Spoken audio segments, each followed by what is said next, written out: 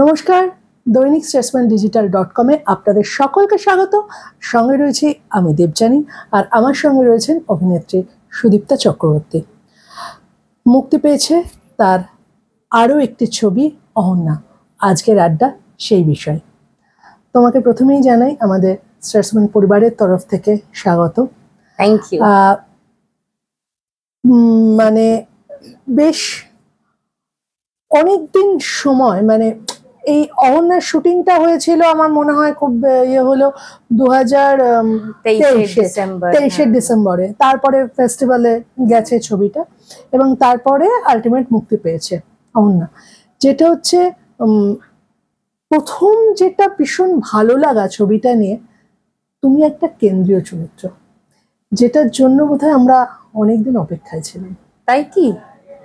মানুষ অনেক অপেক্ষায় ছিল কিনা জানি না, আমি তো অনেক সময়ই চেয়েছি। আমার ধারণা সব অভিনেতারাই চান কোনো একটা সময় গিয়ে যে একটা লম্বা ক্যারেক্টার, যাতে অনেকক্ষণ ধরে কিছু করা যাবে। তো হ্যাঁ, সেটা কম ঘটে, একদম ঘটেনি বলবো না, কম ঘটে। তো সেটা হ্যাঁ, অহনায় সেটা ঘটেছে। মানে কিছুদিন আগে থাকতেই তার একটা পূর্বাভাস, কারণ এই কারণে বলছি, আপিস বলে যে ছবিটা কিছুদিন আগেই মুক্তি পেয়েছে, সেখানে তুমি এবং সন্দীপ্তা দুজনেরই একদম পাল্লা দিয়ে পুরো পাশাপাশি সমানভাবে তোমরাই ছবিটাকে এগিয়ে নিয়ে গেছো। আর তারপরে এই অহন্যা, যেটা হচ্ছে প্রমিতা ভৌমিক ডিরেক্টর, এবং যেটা সবচেয়ে ভালো লাগা এই ছবির বিষয়বস্তু। এরকম ছবি কিন্তু এর আগে বাংলায় আমরা পাইনি। এই রকম ছবি বলতে জানি না, তবে মানে এই লয়ের ছবি তো হয়েছে, হ্যাঁ, শান্ত ছবি। কিন্তু হ্যাঁ, একজন মহিলা লেখককে নিয়ে তার জীবনের উপরেই পুরোটা, হয়তো বা হয়নি, আমি জানি না। এবং মেল ইনফার্টিলিটি নিয়ে এত জোরে কথা বলা, এই উচ্চারণ, মানে আজকে যে সময় বদলেছে কি বদলায়নি এসব নিয়ে আমরা কথা বলবো না, কিন্তু আমরা সোচ্চার হচ্ছি। হ্যাঁ হ্যাঁ, সেটা এইটা ভীষণ দরকার ছিল ছবির ক্ষেত্রে।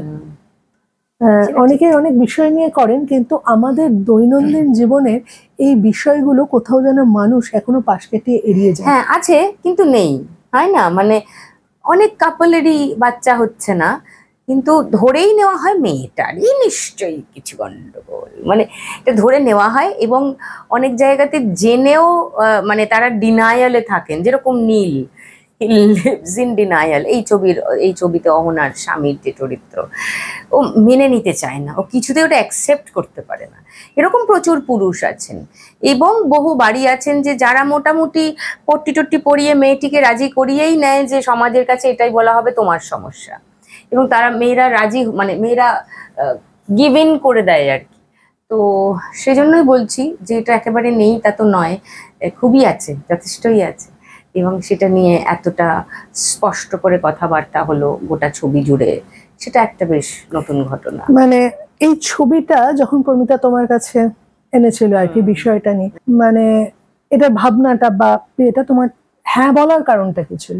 চরিত্রটাই প্রধানত, কারণ এত শান্ত ঠান্ডা, ইন্টারনালি অনেক কথা বেশি বলে, ও মুখে কথা কম বলে, ওর যা বলার হাতে লিখে ফেলে, আর পুরোটাই অভিব্যক্তি, ম্যাক্সিমামটাই অভিব্যক্তি। গোটা ছবি জুড়ে তাকাচ্ছে, বসে আছে, ওর সঙ্গে চোখাচোখি হচ্ছে, হজম করছে, পুরো শ্বশুরের সঙ্গে, বাড়ির যে হাউস হেল্প আছে তার সঙ্গে, বা ওর স্বামীর সঙ্গেও অনেক ক্ষেত্রে ও তাকাচ্ছে, ঢোক গিলছে, বুঝছে, মানে একটা রিয়েলাইজ করছে অনেক কিছুই। ওর চুপচাপ, মানে আমাকে যে চরিত্রগুলো দেওয়া হয় ইউজুয়ালি বেশ তার একটা এরকম একটা ব্যাপার আছে, ওখানে কিছুই ব্যাপার নেই। এবং যখন ঝগড়াও করছে তার গলার আওয়াজটা কম, সে তার সীমিত ক্ষমতায়, তার ভদ্রতায় বোঝানোর চেষ্টা করছে তুমি যেটা করছো সেটা অন্যায়, সেটা মানে আমি কি তাহলে এতদিন, কিন্তু ক্যাকা ক্যাকা করে চিৎকার করছে না, ঝগড়া করছে না, লো, খুব লো। তো এই ধরনের চরিত্র আমার কাছে আসে কম। হ্যাঁ, সবকিছুতে একটু বেশ একটু এরকম ব্যাপার থাকে, এই ধরনের চরিত্র আসে কম, সেইটা একটা কারণ। দ্বিতীয়ত তুমি শুরুতে যেটা বললে, চরিত্রের যে ব্যাপ্তিটা, একটা স্পেস, এবং যেখানে আমরা পুরো পর্দা জুড়ে এবং পুরো চলনটার সঙ্গেই তুমি রয়েছো। হ্যাঁ, এই ঘটনাটা এখনো ঘটেনি। মানে ধরো উড়নচণ্ডীও হয়েছে, সেখানে 3টে প্রধান চরিত্র, বা আপিস হয়েছে সেখানে মোটামুটি 2টো প্রধান চরিত্র, স্ক্যাভেঞ্জার অফ ড্রিমস হয়েছে সেখানেও 2টো চরিত্র, কিন্তু একেবারেই মানে একজনের উপর কেন্দ্র করে, একজনকে কেন্দ্র করে পুরোটা, এবং সেইটা আমাকে কেউ ভেবেছেন, এরাকে ভাবেননি এমন নয়, করে উঠতে পারেননি, বিভিন্ন চাপে পড়ে প্রযোজকরা রাজি হন। তবে সেই দিক থেকে আমি একটা জিনিস বলতে পারি, এই যে বছরটা অর্থাৎ 2025, হ্যাঁ 2024 থেকে যে একটা মানে তোমার জার্নির মধ্যে যে টার্নওভার গুলো আছে 2025 এখনো পর্যন্ত, ছবি খুব হিট একথা বলবো না, কিন্তু প্রত্যেকটা ছবির আলাদা আলাদা এক একটা চলন এবং এক একটা মানে থেকে গেছে। হ্যাঁ, এবং অভিনেতা হিসেবে আমি তো কাজ বহু বছর ধরে করছি, যতটুকু যা লিমিটেড স্কোপ পেয়েছি সেখানেই আমার মতো করে আমি দেবার চেষ্টা করেছি।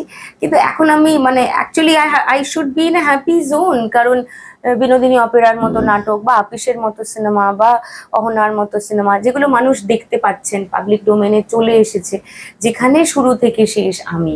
দেখো, সব অভিনেতারাই সেটা চান যে অনেকক্ষণ ধরে পাঠ করবেন, সবসময় সেটা হয় না, আমার ক্যারিয়ারের শুরু থেকে সেটা সেইভাবে হয়নি, অফ লেট হচ্ছে, এবং সেটা তো আমার বেশ ভালোই লাগছে আর কি। কিন্তু মানে সুদীপ্তা চক্রবর্তী যদি একটা পুরো ছবি, আমরা এটুকুন জানি যে সেখানে যদি উনি 3 থেকে 5 মিনিটও যদি ওনার স্ক্রিনে দেখা যায়, সেটাই আমরা পরবর্তীকালে দেখেছি, সেটাই ছবির একটা আলাদা আলাদা জায়গা হয়ে গেছে। সেটাই তো একজন অভিনেতার কাজ না, তার মানে সেটাই তো কাজ, যে আমাকে যেটুকু স্কোপ দেওয়া হবে, আমায় যেটুকু সুযোগ দেওয়া হবে, ছবিকে ছাপিয়ে গেলে মুশকিল আবার, কিন্তু আমি যেন জাস্টিস করতে পারি যে রোলটা আমাকে দেওয়া হয়েছে। এবং একটা সময় তো মানে ছবির রিভিউ বেরোলে আমি জানতাম কি লেখা হবে আমার নামে, আমি একদম জানতাম লেখা হবে ছোট্ট চরিত্রের জাত চিনিয়ে দিলেন আরেকবার সুদীপ্তা চক্রবর্তী।